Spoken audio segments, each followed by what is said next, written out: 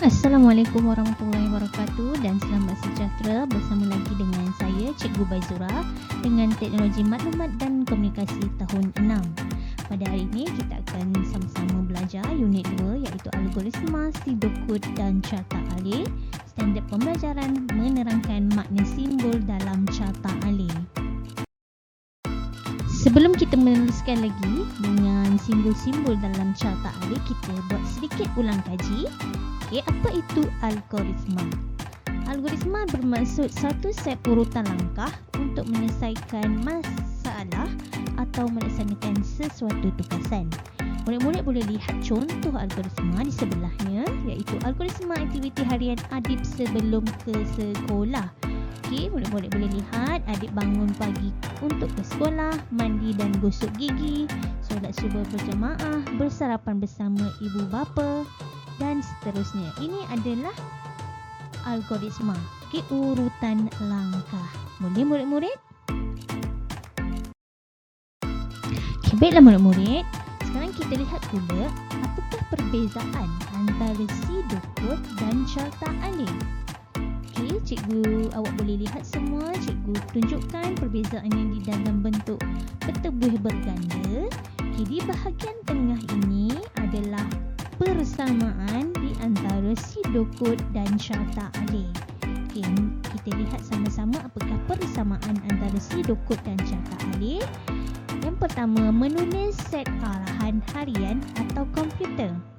Pseudocode dan carta alih juga mempunyai input, proses dan output dan mempunyai aliran secara urutan dan pilihan tunggal. Apakah perbezaannya? Perbezaan pseudocode ditulis dalam baris ayat ringkas yang mudah, tidak menggunakan sebarang simbol dalam set arahan. Bagaimana pula dengan carta alih? Ditulis dalam kaedah grafik, menggunakan simbol tertentu dan anak panah dalam set arahan. Boleh murid-murid? Okey, baik murid, kita lihat contoh pseudocode. Okey, ini adalah contoh pseudocode yang ditulis dengan ayat-ayat yang mudah, dan yang ini pula adalah contoh carta alih. Okey, carta alih mempunyai simbol-simbol tertentu. Jom kita mengenal simbol-simbol dalam carta alih. Yang pertama, simbol terminal.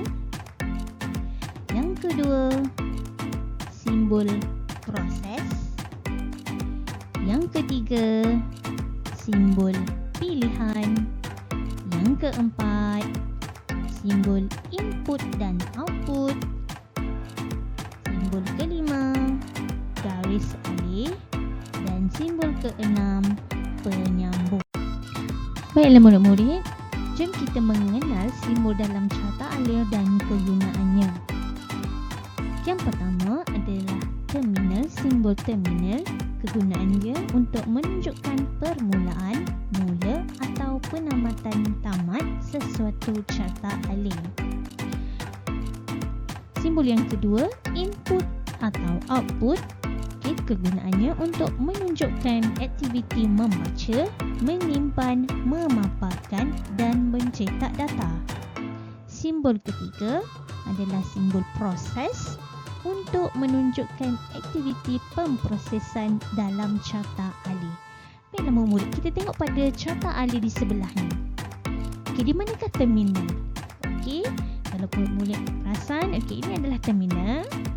Okey, ada perkataan mula. Okey, tamat ini juga kita panggil terminal, simbol terminal. Okey, dan kalau murid perasan yang segi empat ni menyambut tetamu, ketibaan tetamu dan rakan, memberi ucapan. Bentuk segi empat tepat ini kita panggil proses. Boleh murid, kita teruskan lagi dengan simbol-simbol yang lain. Seterusnya adalah simbol pilihan. Kegunaannya untuk menunjukkan pilihan ya atau tidak dalam carta alih. Seterusnya, simbol garis alih untuk menghubungkan simbol dalam carta alih bagi menunjukkan aliran penyelesaian masalah atau aktiviti. Dan terakhir, simbol penyambung untuk menunjukkan carta alir yang disambung ke bahagian lain. Baiklah murid-murid, kita lihat di carta alir di sebelah. Okey, kita lihat, kenal pasti simbol-simbol yang terdapat di dalam carta alir ini. Okey, yang pertama, mula dan tamat. Apakah nama simbol ini? Simbol terminal. Okey, simbol terminal. Okey, untuk menunjukkan mula dan tamat. Okey, terminal, ini adalah terminal. Okey, seterusnya kita kenal pasti. Okey, bentuk ini, apakah nama simbol ini? Okey, kita panggil simbol-simbol segi empat tepat ni sebagai simbol proses. Namanya adalah proses, ya. Okey, dan seterusnya balon. Apakah nama simbol ini? Balon, simbol pilihan. Okey, sebab kita nampak ada perkataan ya dan perkataan tidak. Okey, bagi lagi murid-murid, simbol apa lagi yang ada dalam carta alir? Okey, iaitu simbol yang paling penting dalam carta alir adalah garis alir. Yang ada anak panah ni. Okey, kalau tak ada anak panah ni, tak panggillah carta alir. Boleh murid-murid? Baiklah murid-murid, jom kita cuba ini. Cari pernyataan-pernyataan pada carta alir disediakan yang diletakkan pada simbol yang salah. Apakah simbol yang betul untuk pernyataan-pernyataan tersebut? Okey, murid-murid boleh lihat carta alir ini. Mula, buka alamat Gmail, isi data yang diperlukan, klik kotak tanda persetujuan, klik butang langkah seterusnya, klik tunjukkan akaun saya berjaya mencipta email, tamat. Baiklah murid-murid, murid-murid kenal pasti simbol yang mana yang salah. Okey, kita lihat sama-sama dan kita cuba betulkan sama-sama. Okey, inilah simbol yang salah. Okey, simbolnya betulnya adalah perlu melukis simbol proses bagi penyataan isi data-data yang diperlukan. Boleh? Okey, seterusnya, klik tunjukkan akaun saya. Sepatutnya simbolnya adalah simbol proses. Okey, dan seterusnya tamat. Sepatutnya simbolnya adalah simbol terminal. Faham murid-murid? Boleh? Baiklah murid-murid, untuk latihan murid-murid semua, murid-murid diminta menyelesaikan tugasan di dalam buku teks muka surat 24, iaitu aktiviti melukis simbol carta alir. Murid-murid boleh lihat pada gambar icon di sebelah.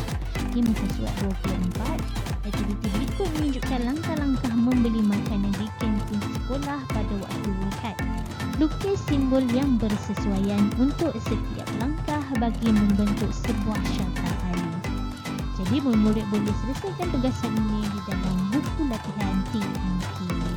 Baiklah murid-murid, sampai di sini saja pembelajaran kita pada hari ini. Terima kasih semua.